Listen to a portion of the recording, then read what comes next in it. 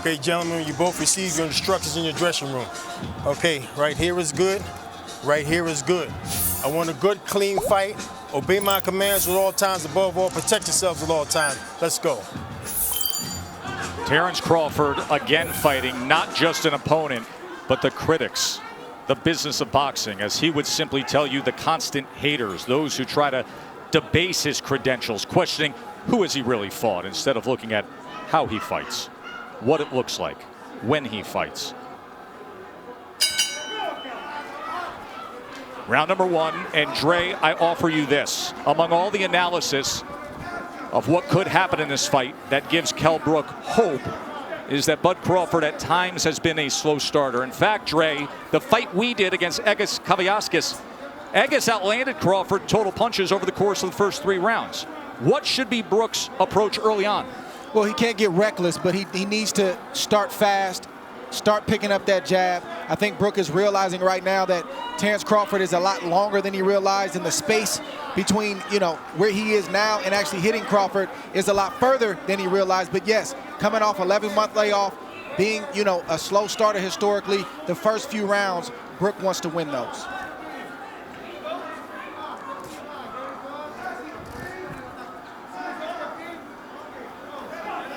But it looks like Brook is playing Crawford's game now. He's watching, he's studying, and I don't think he can outthink Crawford. He's got to start to let those hands go as he comes behind that left hand. See, Brook thing is timing. That's his thing. He wants to time Crawford on the way in. Brook also has a great jab, a sharp jab, a strong jab. And you can see Terence Crawford trying to figure out how he can land his jab without getting hit.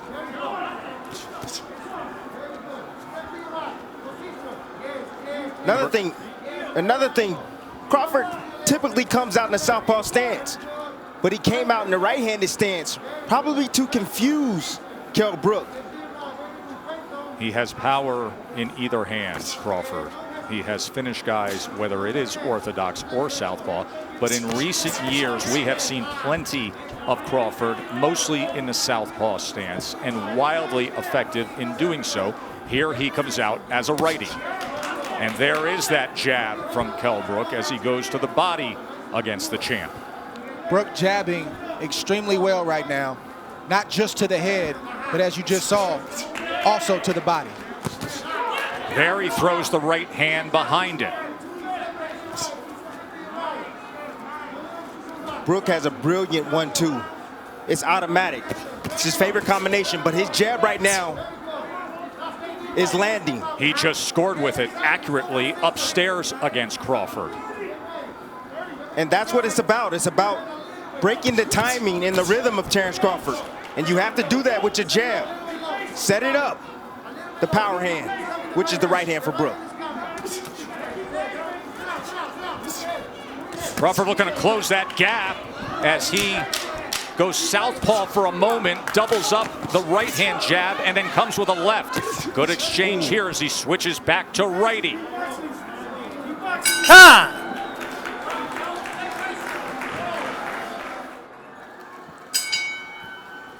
Back ringside here for round number 2 of our welterweight championship fight. Tim Bradley, in that first round, Kell Brook threw 17 jabs, effectively landed 6 of them. Look, timing is what Kell Brook is special at. He has a 69-inch reach. You have to understand that. He has the shorter arms in this matchup, but he knows when to throw his jab, and at the right time, at the right distance, and at the right speed.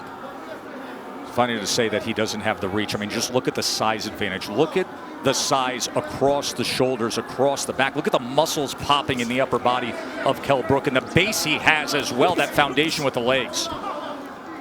And see, what I noticed is that Kell Brook is taking a page out of Egis Kavyaskis. He's being patient. He's waiting. He's looking to counter Crawford. He's trying to get Crawford to commit so he can make him pay. Jab is giving Crawford a lot of problems right now. You see him thinking, and Brook is doing the right thing. He's jabbing. That's the most important thing he can do right now because it sort of keeps him out of danger. It helps him to kind of create his range and where he wants to let his shots go, and it's also got Crawford thinking.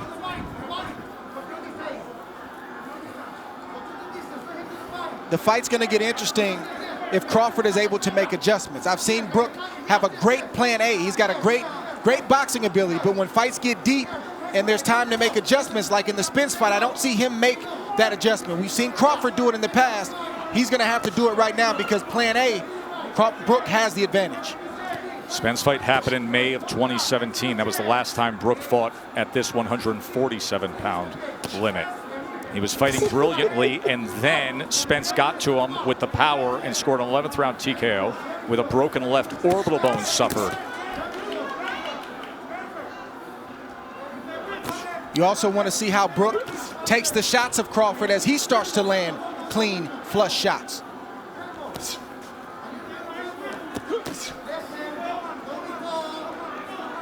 Right now it's a battle of patience. Neither fighter can afford to make a mistake, and as you see, Brook stepped in just a tad bit, and Terence had combinations waiting on him. Just fired off a right uppercut, did Kell Brook. Brook has every punch in his arsenal. He has a strong left hook. He also has a straight right hand and a beautiful uppercut. And as you can see, his jab is giving Terence Crawford problems, and Terence goes southpaw.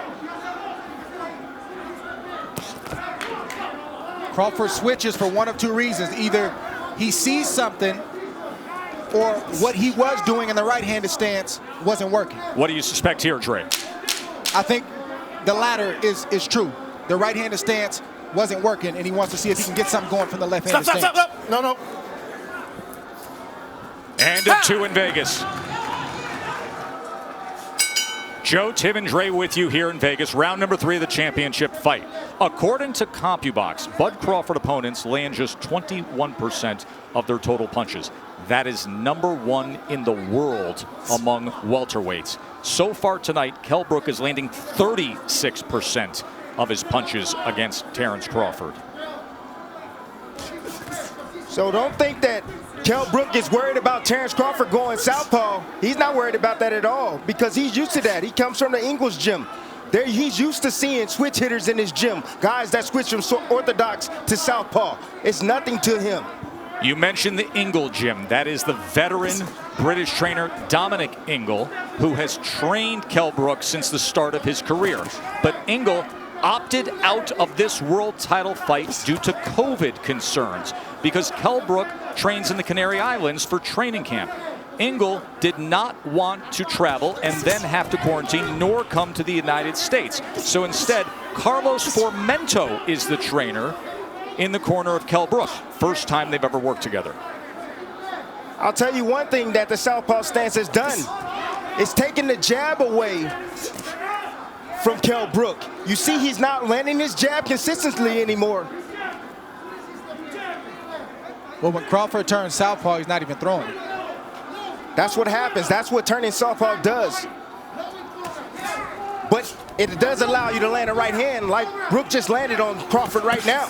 The right hand hands free. can be the best weapon against a southpaw. And of course, when he is in that lefty stance, you will see that right hand of Bud Crawford, as it is right now, hanging right over the front of Kell Brook. Listen, Crawford has the reach advantage, but he's going to have to close the distance on Kell Brook. He told us in the build-up to this fight that Brook can't fight mid-range and in close. Right now, Brook is winning the battle from the outside.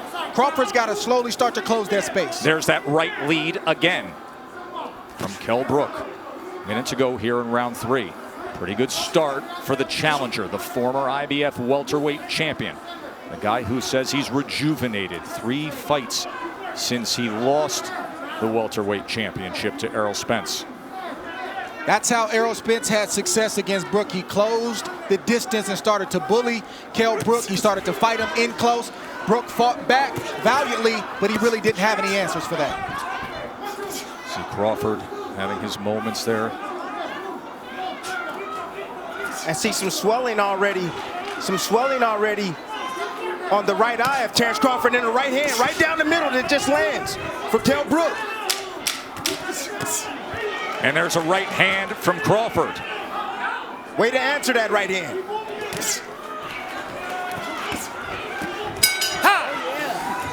One of the youngest rising stars in the sport, Shakur Stevenson, saying he expects his good friend Terence Bud Crawford to pick up the pace here. CompuBox has Kell Brook 24 of 99 punches. Crawford 25 of 93.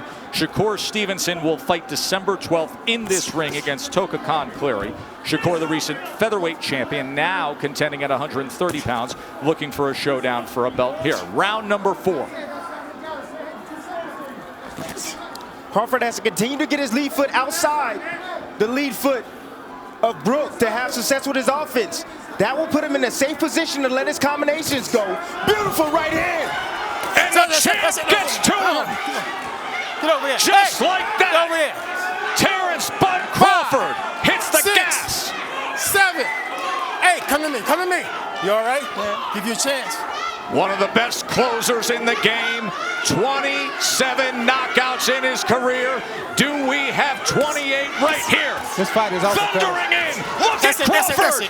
Vicious attack to close it. No. And he stares him down. Okay. No. With his family here, his wife Isha, Miss Deborah, his mom, he does it again. Slow start, that boils up, and a thunderous finish here in Vegas, wasting no time in round 4. 9 devastating power punches in that 4th round, and as good of a start as Kell Brook had, Crawford demolishes him.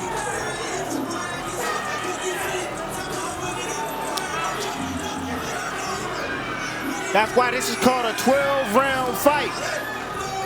Slow start, but great finish. Great finish. You got to account for that 12-month layoff for Terence Bud Crawford. Kell Brook just said to his corner, what happened? Bud Crawford just happened.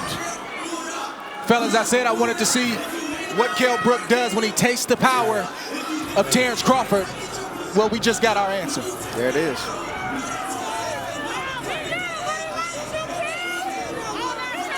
They have come from Omaha. They took COVID tests today to enter the bubble. His family is here to witness the next chapter. The 37th win. The 28th knockout. The newly minted #1 pound-for-pound fighter in the world came out to prove his status.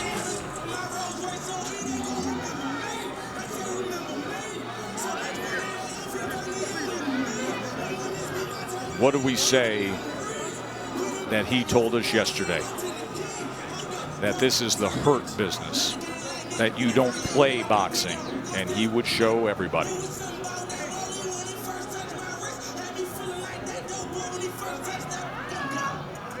See Brian McIntyre, his longtime manager and trainer. It is a dynamic team that they have built in Omaha, Nebraska. There were many doubters early on saying, who is this young guy and who are these trainers? Well, they're top of the business right now. That's who they are. All right, guys, Timmy, take us through how he closed the show. Listen here in round 4. This was like a jab, like a right hook, right on the money, right on the button. And you see the legs right there of Brook as he wobbled back to that corner.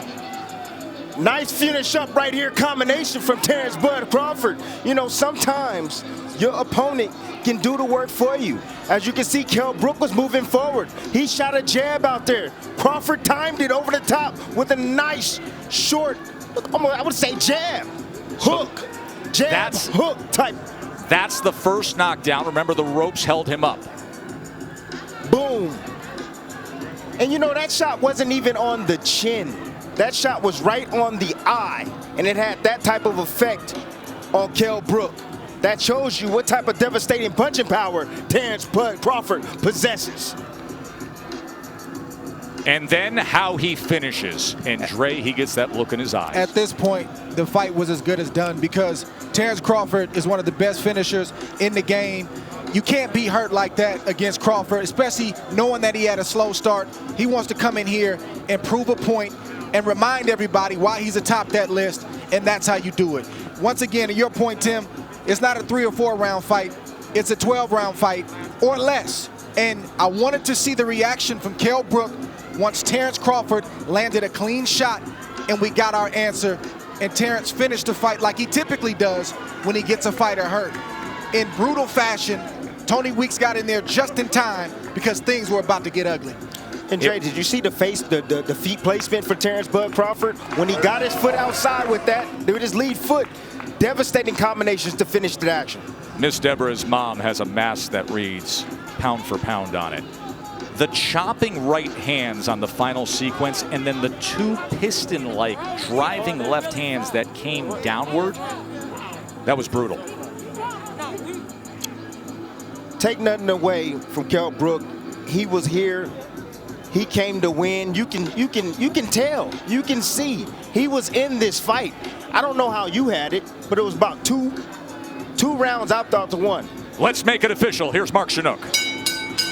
Ladies and gentlemen, here inside MGM Grand, referee Tony Weeks calls a halt to this bout at 1 minute, 14 seconds of round number 4. Declaring your winner by technical knockout, and still WBO welterweight champion of the world, Terence Bud Crawford! Terence Crawford, folks, is 37-0 with 28 knockouts. He's the #1 pound-for-pound fighter in the world for a reason. One more time, and then we will hear from him. How he finishes, chopping right, driving left, driving left. See ya, Mr. Brook. Head back to Sheffield, England. Take your $2 million.